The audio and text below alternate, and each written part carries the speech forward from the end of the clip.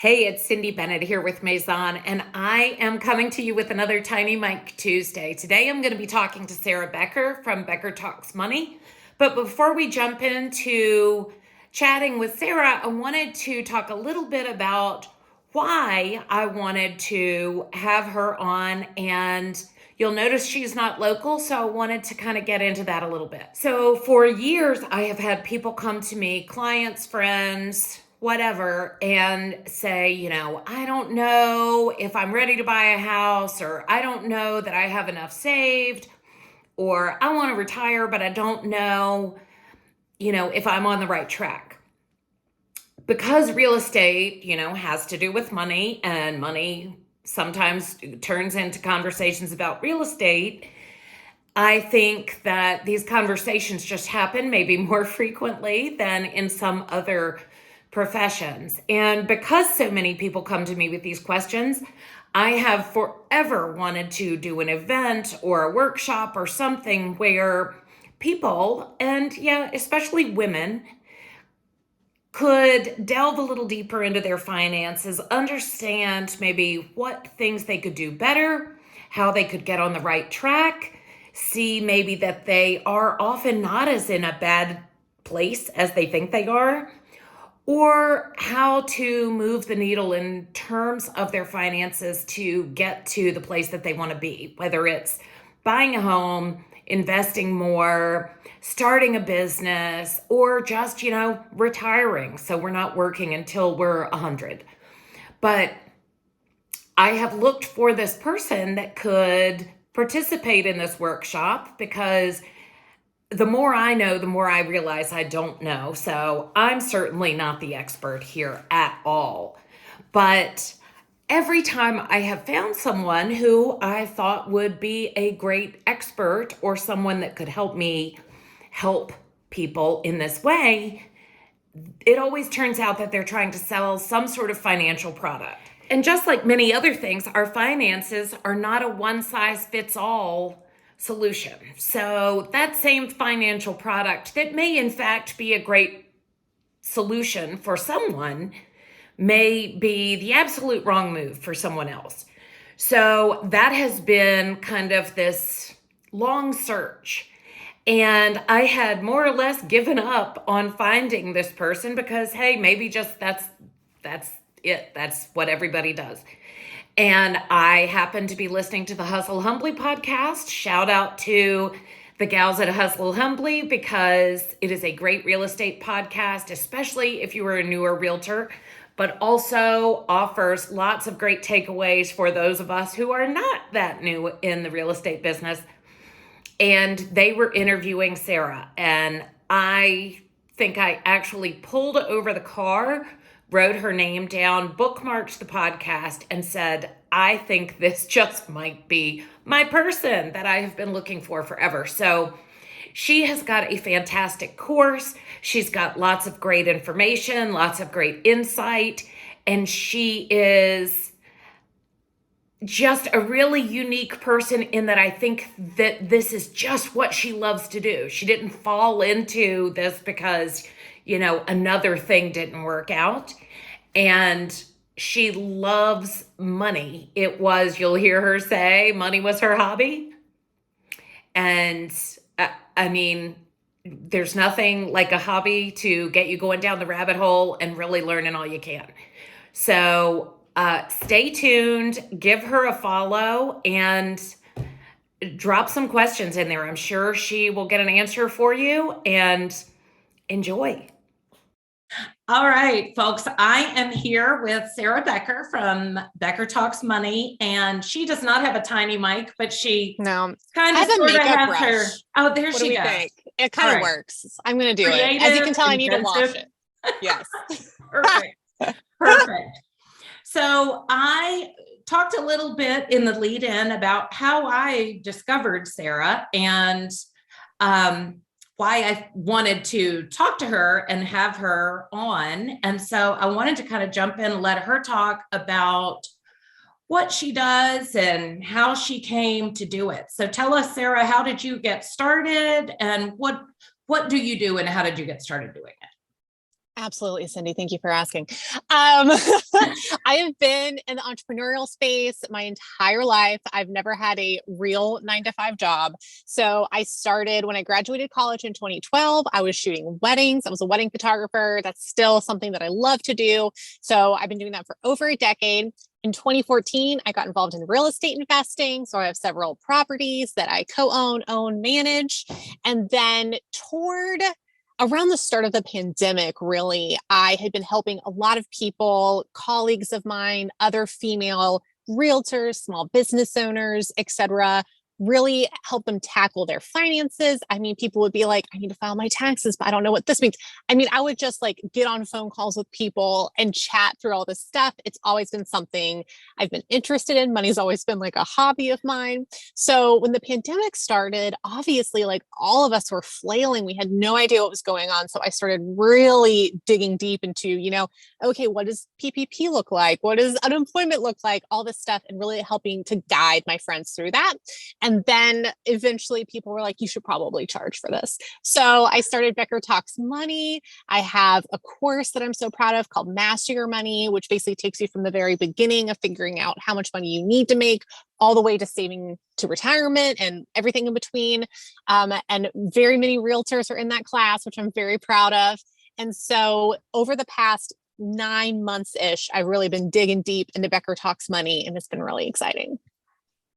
That is so cool. I love it. And it's good to monetize your hobby of money. I guess if there's ever a hobby to monetize, money would be the one. Yeah. I probably need to find now another hobby that's not monetized. I need to pick up like woodworking or knitting. Yeah. Yeah, absolutely. Absolutely. So, I've got a wide variety of clients and followers and people that are, in a 9 to 5 job, not in a 9 to 5 job, trying to get out of a 9 to 5 job, all varieties of things like that. So like, what are, I guess, what do you think one of the biggest mistakes or challenges that you see people have or express to you that you might be able to give them advice on? Or yes. So especially with people who are trying to transition from a 9 to 5 to either real estate or a more creative job, I find that people really get stuck because they'll say, okay, I'm at this day job. I make $75,000 a year.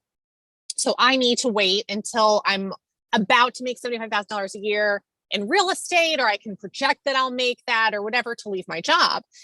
But a lot of times people don't necessarily need their entire salary to live, or maybe they need more. Maybe they're in debt. Maybe they don't know. So my biggest thing I tell people when they're about to transition is don't worry about until you make 3 times this or 4 times, really look and see how much money do I need to make to cover my bills every month? How much would I need to do in either job to get that? And then make the decision with that information. And a lot of times too, I mentioned there's, kind of an enough number, which is how much money is enough for you. There's a lean enough number, and then there's an actual enough number. If you can say, okay, for 6 months, I cannot buy any new clothes. I can only go out once a month or whatever, and really cut that down, you're going to be able to transition faster, which means you're going to be able to make more money faster. Right. Right. So talk a little bit more about that enough number and maybe how people can figure out what they're, maybe they want to stay in their job, but they want to retire, not when they're 94. Absolutely. So tell me a little bit about that enough number. So your enough number is the most important number you need to know. It's more important than how much money you're making. It's more important than how much money you need to save for retirement, because you can't figure out that number until you know how much is your enough number. So an enough number is what you spend a year to live. Like, what amount of money is enough? And there can be variations of that. Obviously, hopefully when you retire, ideally, you won't have a mortgage anymore, right? Ideally, you'll have paid off your home. There are definitely things that your enough number fluctuates over time, but it's basically like, what do I absolutely need? What are my bills, my mortgage, my insurance, groceries, stuff like that? basic, basic, basic. And I really started using this term during the pandemic because it was like, what's the least amount of money you can spend and still live, right? And then, you can add on things, needs versus wants. You can add on your wants and add that into your enough number. That's definitely the healthiest way to do it. I'm happy to share, like, my enough number is $70,000 a year. Like, if I make $70,000 a year, I'm golden. Right. Awesome. Yeah, I think that's always an interesting, I try to do that every now and then and kind of go back and see what I spent and on what. And sometimes that's a little. Yes. I know. And it really varies too with your geographic location. Like, Cindy, I know you have followers from all over the nation. Like, $70,000 in New York City is nothing. And $70,000 in Kansas City, like, I could buy a mansion, know? So again, like, your number is so personal to you. I share mine for the sake of transparency, but don't take mine on as your own because, it's different. Right. Now, as far as looking at what you've spent and kind of tracking, I'm a very big, like, metrics person. I like to, I have my Apple Watch. I like to track my steps. I like to know, how I've done. I was in New York City over the weekend and my watch kept saying, it looks like you're working out. I was like, no, I'm literally just walking to get these. I'm just a tourist. Yeah. But so I'm always on the hunt for like a good budgeting app or something that's going to kind of give me a post-mortem of my bank account or my late funds. Yes. Do you have any recommendations for? Yes. Over the past few months, at the beginning of the summer, I started using the Copilot app, and I have tried basically every app. The last couple of years, I have not used one because all of them frustrated me, but I heard so much about Copilot. I've started using it, and I actually really love it. It has a lot of cool capabilities. It's really easy. It's visually super appealing. I am going to do like a little tutorial on it so that people can see my account and kind of learn how to set it up. Because I've gotten some questions about it. So I'll do that and throw it up on YouTube or Loom or something and send you the link so you can add it into your show notes. Yeah, because I know I'll be downloading that one week. Yes. Yes, I know it can be confusing, but I have found that currently I'm having to keep track of a lot of accounts and a lot of expenses because we're currently splitting our year, half in Vermont, half in New Orleans. So I've got a personal house in both places. I also have rentals. I have 2 businesses. So what I love about Copilot is I can see everything at once, but I can also section it off, right? Because sometimes I just want to see my business expenses. Sometimes I just want to see my personal expenses. Makes that really easy to do, makes it really easy to split expenses. So I have really, really, really enjoyed that. Because I have gotten to the point where there are just too many accounts and too many expenses to like just do it in an Excel sheet. I really needed someone to help me, or I was going to fall off the wagon. Right. And they do not, fun fact. I tried to do that on QuickBooks at the beginning of the year and my account got my QuickBooks and they were like, what have you done? Why are your personal accounts and your business this can't all be on here? So I literally had to scrap the whole thing and start from scratch. The IRS gets very mad. Yeah. They were like, why? I can't look at this. Copilot does not have a desktop. Copilot is an app only. Okay, it's an app only. But for my business, like for the taxes side, so Copilot is like me more personally. Right. For the taxes side, I love Wave apps. It's on desktop. It's also an app. It's free. It does, 95% of the stuff QuickBooks is going to do for you. It's something that my accountant uses. I can run profit and loss, stuff like that. So for everything that I need to like itemize for taxes, I keep all my business accounts in Wave. Awesome. I've got it. Let me check my notes. I love your glasses. Glasses and tiny mic too. Right. So, me, being, the age that I am, like retirement is a thing for me. And because I, like you, have almost, there have been brief blips where I've had a, kind of a 9-to-5 type job, but I know a lot of people obviously do. And I know also that a lot of those people count on their employer setting them up with things, and Yeah. that is their retirement. Yeah. How do you tell if you're on track for retirement? Yes. Like, So yes, if you know your enough number, you can use, there's so many amazing retirement calculators out there that can show you, okay, you can put in, here's an age I'd love to retire. Here's how much money I know I need to have per year after that for so many years. And I would just guess for a long life, and then it can kind of tell you where you're at, if you're on track. And that's very individual to each person. But a few things I'll say that are hopefully everyone can learn from is that in the past, like our parents' generation, our grandparents' generation, yes, your company could set you up with a 401k and a small percentage match. And then when you retire, you would have that money and you'd have Social Security and you would be okay. But that is not the case anymore, right? Like Social Security has changed a lot. Pensions are very few and far between now. So unless you have a very excellent government job that you fully understand the pension benefits, you should not count on just your employer saving for yourself for retirement. So you should also be thinking about, okay, if I have a 401k through my employer, I'm going to start an IRA on my own.